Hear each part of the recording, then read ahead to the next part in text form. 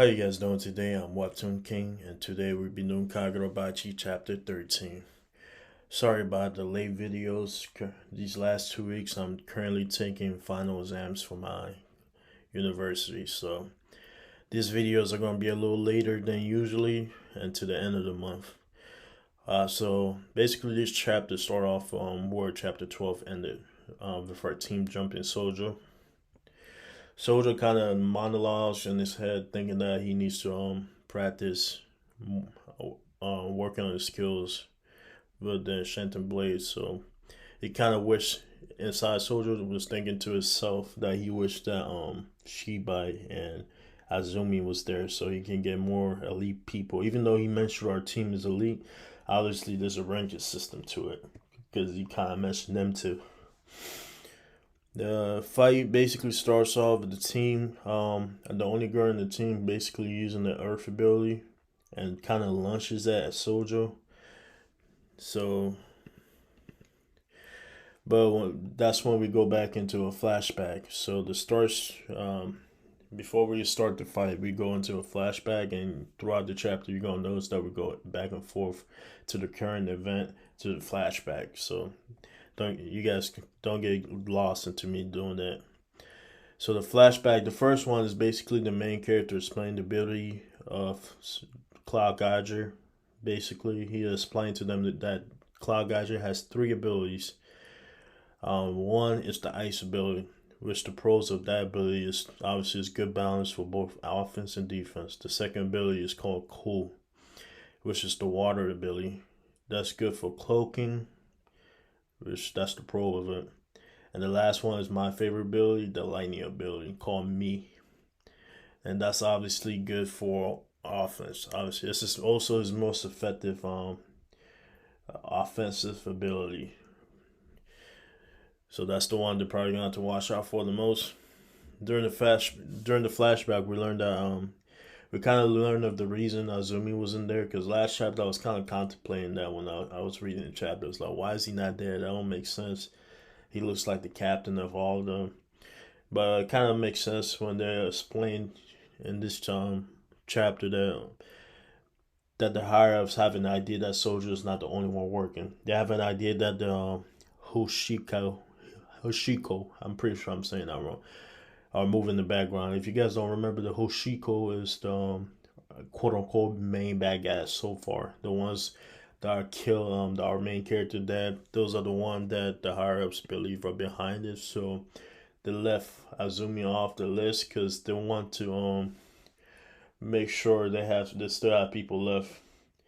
And apparently, when I was reading, they mentioned about a sixth member that we haven't seen yet. So they said he was infiltrating. So my idea when they mentioned that there's another person that's already inside of Sojo camp doing surveillance, basically, I think that person's gonna help out the main character at the end of the chapter. Well, not this chapter, but he's gonna help him out when the main character need help. Like, so if you guys know, if you guys read in the future, let's say the future chapters, if the main character is needing help, I'm just think of this probably gonna he's probably gonna jump in and help out at that time. That's why I think they mentioned there's another member, because even the main character had a confused face. He was like six, because when you see there's only five people in the flashback.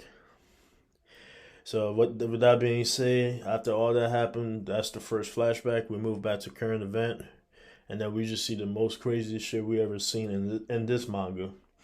You see that the Earth Girl can make the Earth go up in the air, float, and that's basically the platform for the where they're going to fight.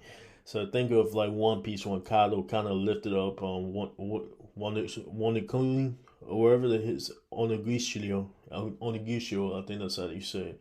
He was able to lift it up and he was gonna drop it on Wani Kuni. So Wano basically. Think of that. That's what she did. She lifted a bunch of earth, and that's where they're gonna be fighting in the sky. So that's kind of cool that she can do that.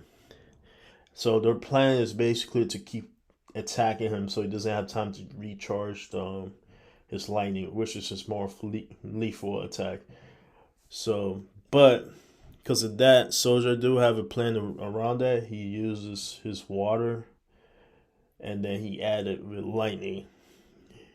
So those apparently that's the basic combo that any Cloud Gouger user use, and the main character kind of mentioned that later down the chapter. But because of that, the team already planned for this. Like I said, the main character already mentioned it in the flashback that that's a basic combo. So the main character basically let the team know you gotta let him hit you on person. I say on person. I mean on purpose. The main character let the team know let him hit you on purpose, and that kind of confused them. But by the way, this also confused me. Why they're in the bathroom talking about this? Why peeing? But he explained to them why. Let's go back to the chapter. He explained to them why they should get hit on purpose. Basically, leaving Soldier wide open. Because even though he can use the lower abilities like the water and lightning without charging it, I think it still takes him time to use the ability. So when he use it might leave him wide open.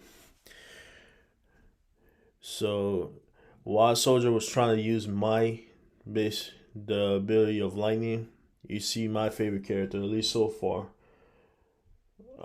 the one with the glasses, the commander of the team.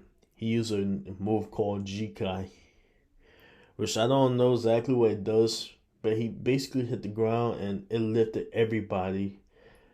Even the Soldier's water lightning effects is in the air, and you just see the two mask guys that we have on our team attack Soldier in the air.